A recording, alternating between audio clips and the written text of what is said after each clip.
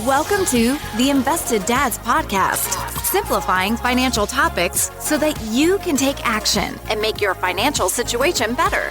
Helping you to understand the current world of financial planning and investments, here are your hosts, Josh Robb and Austin Wilson. All right. Hey. Welcome back to the Invested Dads Podcast, a podcast where we take you on a journey to better your financial future. I'm Austin Wilson, co-portfolio manager at Hickson Zuercher Capital Management. And I'm Josh Robb, director of wealth management at Hickson Zuercher Capital Management. Austin, how can people help us with our podcast? Well, first of all, we'd love it if you subscribe if you're not subscribed, so you get new episodes when they drop each and every Thursday, as we've done for a long time. Do that, and we would love it if you'd leave us a review on Apple Podcasts or Spotify. And also, if you have not, make sure you sign up for our stock draft. Fourth annual. Yes, fourth annual stock draft. Second it's half. Free. It's fake money, so there's free fake money. No worry at all. But you can get all the information on our website, or if you look on social media, all the different places. Go backwards a little bit. It became active on June 30th, so enjoy. Join us. You can join anytime.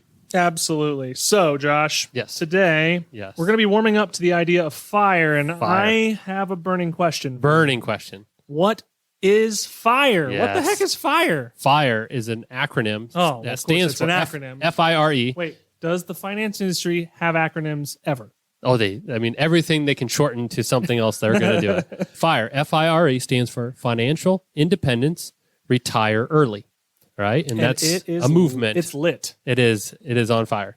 This is a lifestyle and financial strategy aimed at achieving independence and retiring at a younger age than you see normally. So The average age is somewhere between 62 and 65, so they're looking to retire early. So the primary idea behind FIRE movement is to up your savings while you're working, invest a significant portion, work hard, and postpone some of that enjoyment to kind of get to that stage earlier. And that's some of the stuff we're going to talk about is the math of how this has to work. Yes. Yeah, we're going to talk through that. There's a lot of blogs, articles that talk through this FIRE movement, and we are going to link in the show notes one, which is a Forbes article just talking in general about the idea. But if you do a Google search, you'll come up with a lot of different thoughts on it. So let's first start by breaking that down. So financial independence is really just meaning that at that point in time, you no longer are reliant on future income to provide. You have enough savings that you can provide your own income for your needs. So that's the goal for everybody. I mean, that's what the point of retirement is at some point you've saved enough money, accumulated enough where you can cover your own expenses without needing new income from a job. And then retire early is just saying, okay, I've reached that financial independence at an earlier age than most people. So 62, 65 in the United States is kind of the average retirement window. They're trying to get there in the 40s or 50s. Yeah. Or some that even have the more extreme one are trying to get there in their 30s. Yeah. Which is crazy. Woo. We're going to talk through the three factors that make financial independence. All right. So the first one is your savings rate. So how much of your income are you saving? When you look at a retirement plan, you look at how much do I need? And to get to that number, you need to know how much am I going to be taking out of the portfolio. So how big does my portfolio need to be is dependent on how much am I going to withdraw from. All right.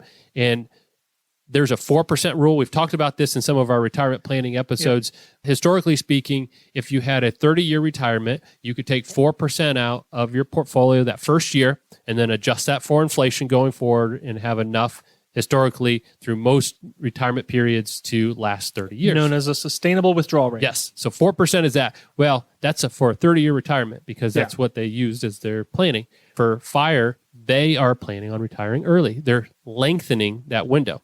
So 4% may be a little aggressive. Right. But you have to choose some withdrawal rate to then get your future number. So if you're doing a 4% withdrawal, you need to multiply your need by 25% to get up to that withdrawal window. Right. But FIRE people save 25% or higher of their income is kind of that starting threshold to be considered in that FIRE movement. But for most of them who have a shorter time period, we're talking 40, 50% of their income is being saved per year. So it's a very, very high saves rate, which results in them living pretty frugally. So that's the first one, is your savings rate. The second one is investment returns. How do I know I'm financially independent?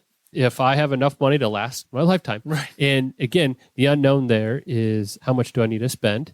And one factor there is inflation. Don't know how long or how much inflation is going to be. We had some high inflation. Could be low, could be high. Couple years. The long-term average is about 3.5%. And so you have to grow your money higher than that in order to keep up with inflation. So investment returns, especially during your savings period, since you're condensing it into a shorter time period, you need more consistent or higher earnings to achieve that goal. Historically speaking, 8 to 10% is what the stock market gets us long term. Yep. Now, again, for some of those people in the FIRE movement, investment returns matter a lot. And if, let's say, you're 25 and you start this and you want to retire at 40, you don't have a big window. And so, I mean, that's 15 years. And we know, historically speaking, you've never lost money in the stock market over a 17-year period in the stock market. But that doesn't mean you had the average return. It just means you weren't zero or negative. Well, and you throw in a bear market or 2 or 3 in that time frame, and the timing means a lot. Timing does not mean a lot when you have 30 or 40 years, right? Correct. Timing's almost irrelevant if you stick to a plan over a long time frame, but over a condensed time frame, timing matters a whole heck of a lot. Yep. And then I already mentioned this, your withdrawal rate, which is based off your spending. So for FIRE people, financial independence means I'm saving enough that I'm going to reach the goal. The goal is set by knowing how much I'm going to need to spend in retirement. And that one has to be a little more conservative because you're stretching the time period. And then in order to get there, I have to have some sort of assumption on my returns. And for most people in that movement, you can't assume market returns because you shorten the period of time. Right. So all that compresses into how do you get to that financial independent number? And so let's say you're going to be spending, $60,000. You multiply that to get to your need at starting point, and you say, okay, if I'm doing 4% withdrawal, gets me up to 1.5 million or somewhere right around there.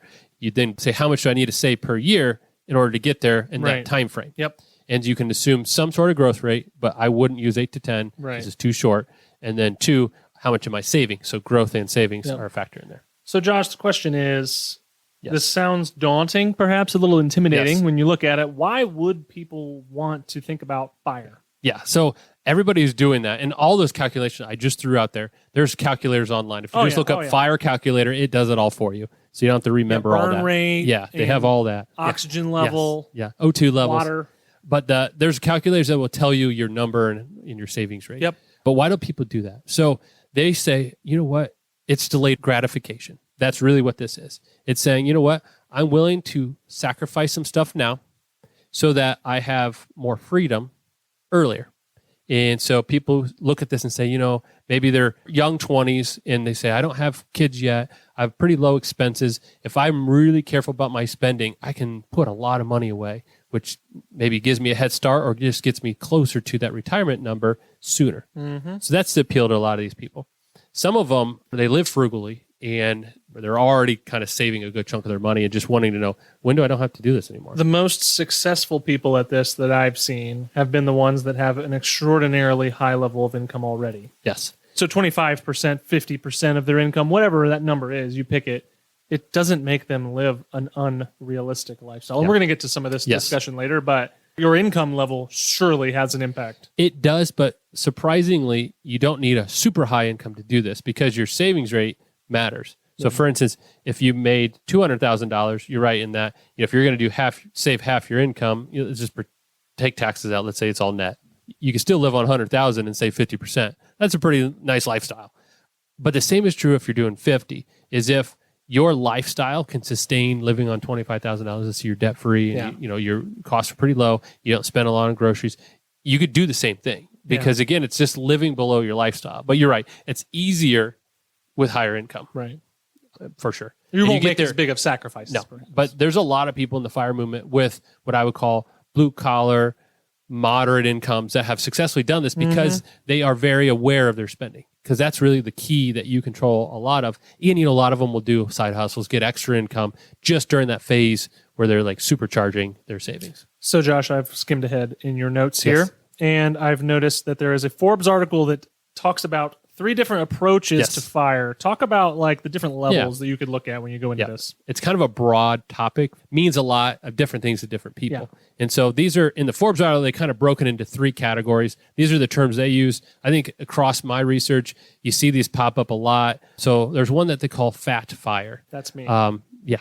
So that's the concept Dad there bod is fire. you want to retire without altering your current standard of living. And so I talked about all those different things you control. If you say, I don't really want to reduce my spending, then how much income I have and how much I save in return, those are important, but I don't want to adjust how much I am spending right now. So that's a fat FIRE movement. Then there's the opposite, which is lean FIRE, which is saying, hey, I'm really going to cut my expenses. So I'm going to live very lean in order to achieve this. Some of the articles you read about, they're like living on $25,000 for a family, which is just crazy, because they're not spending on anything. Right. They're eating the cheapest stuff they can. They blog about couponing and all the things they can do to cut their costs. And they're using their spending level as their key point to achieve that financial independence. And then there's the barista FIRE, that's the term I've seen used, all different types of terms for that one. But the idea being it's somewhere in between, where you're a more moderate lifestyle, but also increasing that with finding more income. So it's like, I'm still spending some. I'm not as frugal as those lean FIRE people, but I'm also not spending like most people in my income bracket would. I'm kind of in the middle. I might work part-time. Yeah. Or post hitting your FIRE number, what do people do? Because that's the key. And I think that's one of the most deceptive things of this FIRE movement is from the outside, people see this and think, oh, once they hit that number, they retire at 35 and they're done. But most people, part of their financial independence is some sort of passive income or earned income. Some of them, one or the other. The passive income side is maybe they invested some of their savings into rental properties, things like that. So they're getting a stream of income coming in while they're retired, but they're not working a normal job. And then the other part, like you mentioned, is gig work or part-time work.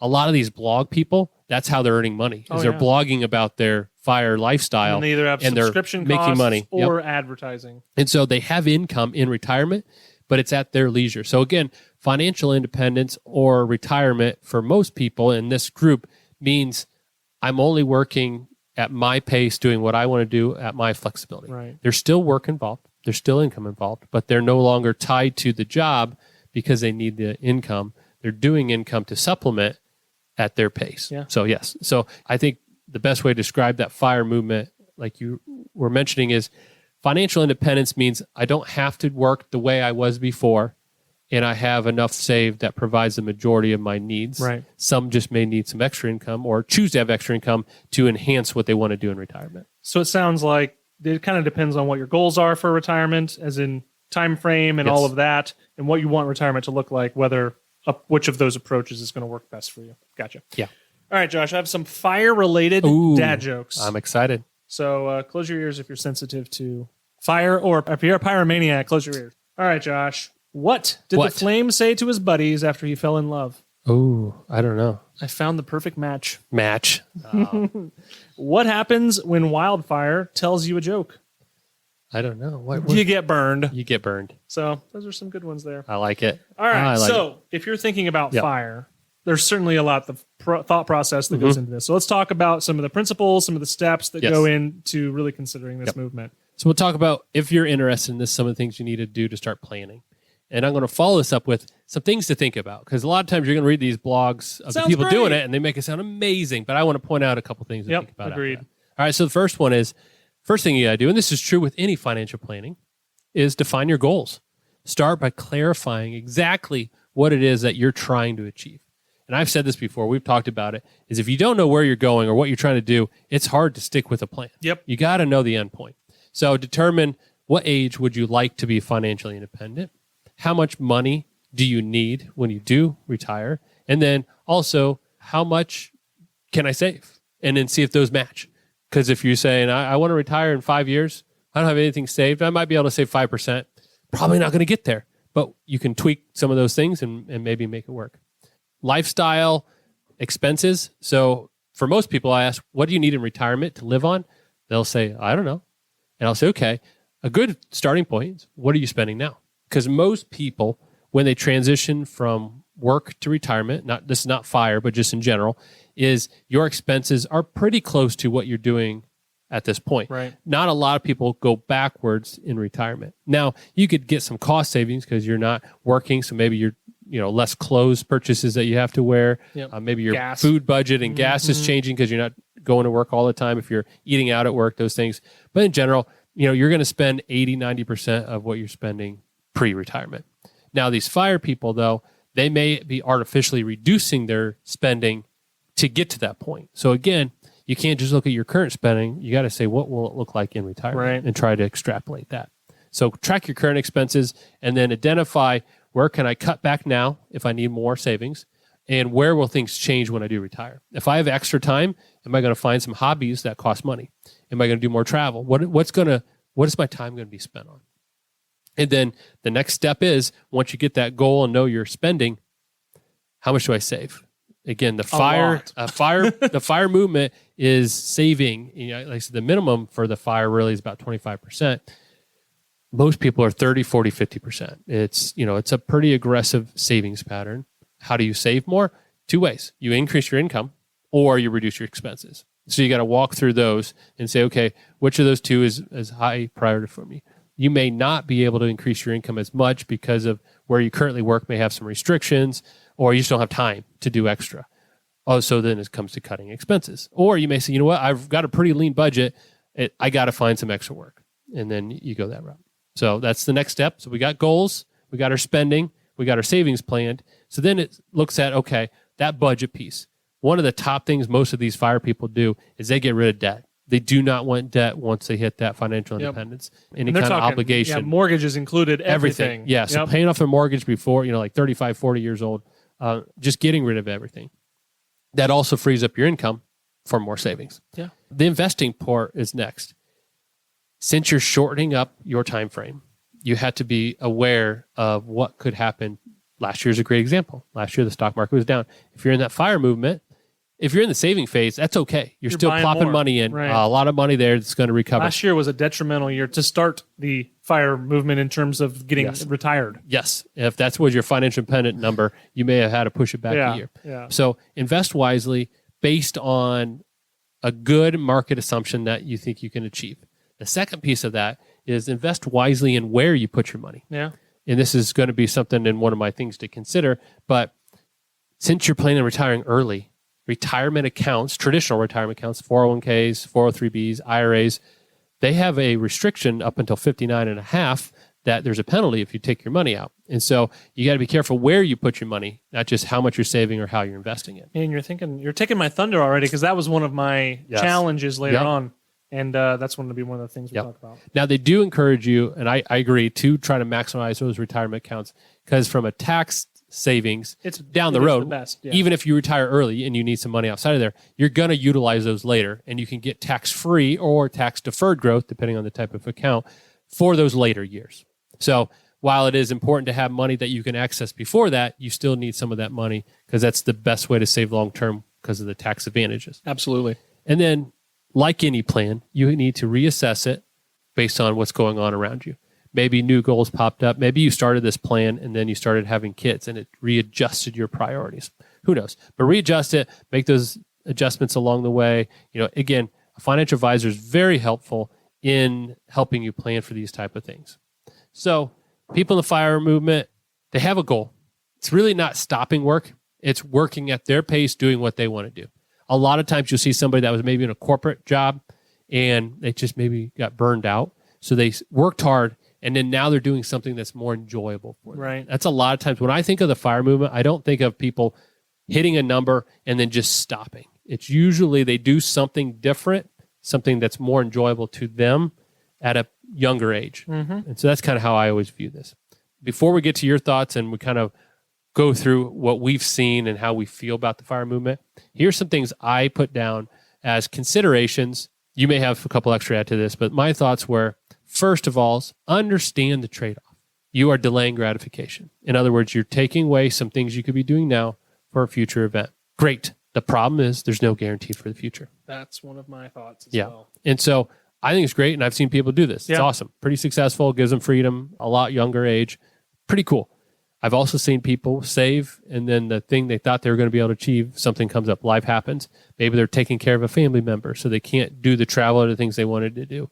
Maybe there's something that happens to their health, and they're unable to continue doing what they were hoping to do. So I'm more of a moderation type of guy. We've talked about this. I think saving for the future is hugely important, but you also need to enjoy life now and take advantage of the opportunities you can. So FIRE movement isn't as appealing to me in the full extreme end. Maybe the more barista style where you're shortening that retirement period, but still enjoying some stuff now. The other one that is a consideration is, boy, are you exposed to the market volatility. Oh, absolutely. At 2030, when you really should be dumping a bunch of money you shouldn't be worrying about it. And not worrying about it or planning on touching it anytime soon, Yeah. you get a lot closer to that. You shorten your investment period. Now, you still need money to grow post the FIRE movement where you officially change into financial independence. But up to that point, there's just a lot of volatility. And I've seen people really freak out as they get close to that number and take a lot less volatility when really they're young and could be compounding. The stress satisfaction trade-off is, again, if you're going all gung-ho on this or anything in general, paying off debt, saving money, saving 50% of your income, you could really burn yourself out. And sometimes figure out, is this really worth it? Is all the extra hours I'm working to get there worth it? Or am I giving up or trading off something that's more important? The other one I thought of, and this is something that, depending on what article you read or where you go, they don't really address this. Healthcare. If you retire early and you have to find private insurance, it's not cheap. Private healthcare is expensive. Yes. And you're going to be stretching that time period when you're going to need it. So make sure you factor that into your expenses, that there is a lot of costs that go into healthcare when you don't have like a company retirement plan. If you are working shorter, all your benefits are reduced. So Social Security, everything you're paying into is reduced. Even your 401ks and matches, everything is going to be reduced. So a shorter career can impact other things. While you get some financial freedom, the end result may be that down the road, future benefits maybe aren't as good as they could have been. Right. So those are my thoughts. Austin, what do you have? Yeah. Do I see myself doing this? No. I think a number of factors go into that. Number one, it kind of depends on desires for your family too. Because if I look at my life and I say, okay, I have 2 little girls at home and a wife at home, and I'm the sole provider for our family, is this a practical lifestyle for someone like me? In the way that I like to live? No. I think that my job as provider, it gives me a lot of responsibility to work hard to give them, everything they need, of course, and some fun things along the way as well. And I don't want to turn some of those off. Yep. So I think there's a lot of flexibility that gets taken out of. I've seen some of the shacks that these people live in or campers, and that's not super appealing to me. And I'm a guy who likes stability. And I think that this is not the most stable way to go long term. Yeah. I've actually, the flip side of this is that, a lot of these people achieve retirement at an early age to be a little bit more flexible, but the 40-hour work week kind of normal career is actually one of the most underrated way to become a millionaire. Yeah. And it's really not that bad. And we're made to work. We've been made to work from the beginning. So it's not like it's going to be healthy to just do nothing in your 40s or whatever. So I have problems with this. Some people do it well, I'm sure. Absolutely. I think that the amount of current spending that I'd have to give up to get there too would be a really stressful thing. Like, we already don't live too extravagantly, I don't think, sometimes, but to be able to do this would be like, nah, I'm not willing to eat ramen all week. Yeah. And that's where I come down to is I enjoy what I do. Yeah. So it's not like I'm trying to get out quickly. I like being a financial planner. I like helping people set those plans and get there.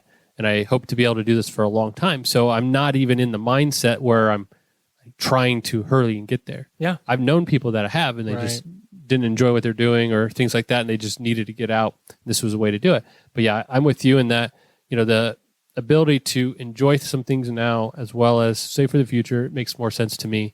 I am not opposed if I'm helping somebody plan and we can set up a plan like this. I'm not opposed to help them do it.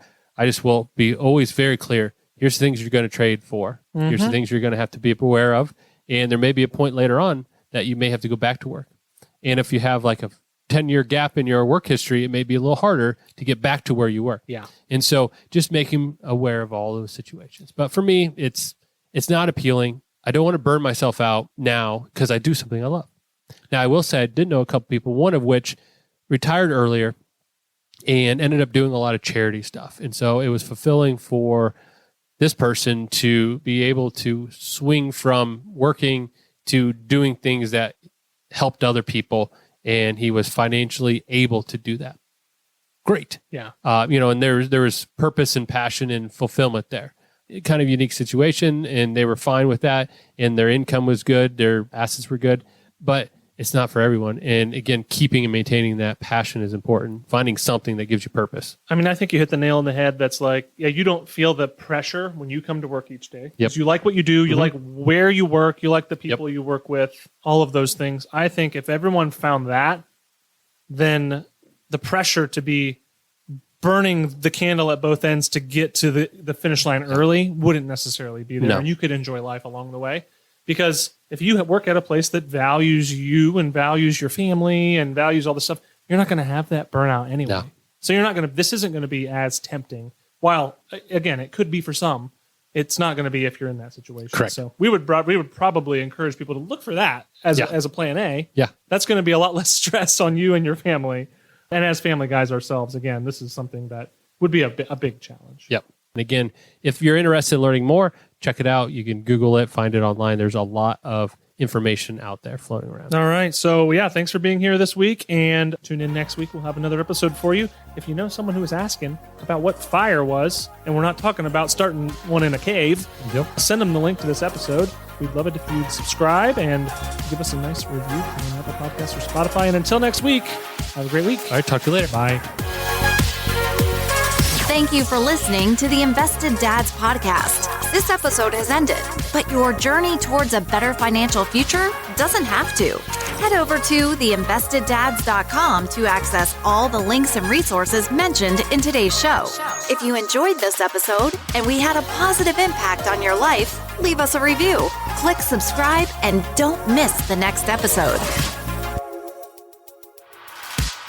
Josh Robb and Austin Wilson work for Hicks & Zerker Capital Management. All opinions expressed by Josh, Austin, or any podcast guests are solely their own opinions and do not reflect the opinions of Hicks & Zerker Capital Management. This podcast is for informational purposes only and should not be relied upon for investment decisions. Clients of Hicks & Zerker Capital Management may maintain positions in the securities discussed in this podcast. There is no guarantee that the statements, opinions, or forecasts provided herein will prove to be correct.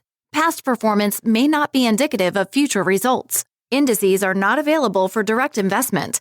Any investor who attempts to mimic the performance of an index would incur fees and expenses which would reduce returns. Securities investing involves risk, including the potential for loss of principal. There is no assurance that any investment plan or strategy will be successful.